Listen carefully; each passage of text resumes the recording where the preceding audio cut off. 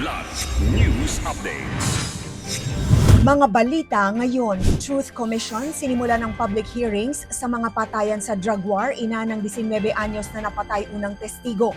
78-year-old na senior at kasambahay patay sa sunog sa Sampaloc, aso patay rin.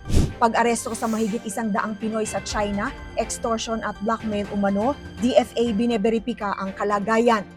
Ako po si Cesar Soriano para ihatid ang nangungunang mga balita sa buong kapuluan. Ngayon, Sinimulan ang kauna-unahang public truth-telling session ng Independent EJK Truth Commission noong Biyernes, August 14, sa Pope Pius XII Catholic Center sa Maynila. Unang tumestigo si Luz Viminda Siapo, ina ng 19-year-old na si Raymart na pinatay ng mga nakamaskarang armadong lalaki noong March 2017 matapos pagbintangang sangkot sa iligal na droga. Inilahad din ni forensic pathologist Dr. Raquel Fortun ang umano'y mga irregularidad sa autopsy ni Raymart, kabilang ang mga nawawalang buto. Ayon kay Commission Chairperson at dating ICC Judge Raul Pangalangan, layunin nitong marinig at idokumento ang salaysay ng mga biktima, kabilang ang mga kasong hindi saklaw ng ICC jurisdiction at hindi magsagawa ng prosecution. Formal na inilunsad noong May 27 ang civilian-led commission ng human rights advocates, religious leaders at civil society groups sa paggabay ni Cardinal Pablo Virgilio David bilang advisor. Sinabi ni David na bubuo ang komisyon ng report mula sa testimonya, dokumento at forensic findings para isumite sa mga kinauukulang ahensya. Nagsindi rin ng kandila ang mga pamilya at supporters bilang panawagan para sa katotohanan, hustisya at pananagutan. Patay ang isang 78 anyos na senior citizen at kanyang 48 anyos na kasambahay matapos masunog ang isang bahay sa Don Quixote Street, Barangay 480, Sampaloc, Maynila madaling araw ngayong Sabado, August 15. Ayon sa Bureau of Fire Protection o BFP, sumiklab ang sunog bandang 12:58 a.m.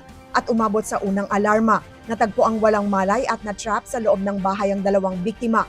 Binigyan sila ng CPR at isinugod sa ospital ngunit kalaunay binawian ng buhay. Ayon sa BFP, na-suffocate umano sa makapal na usok ang mga biktimang natutulog nang sumiklab ang apoy.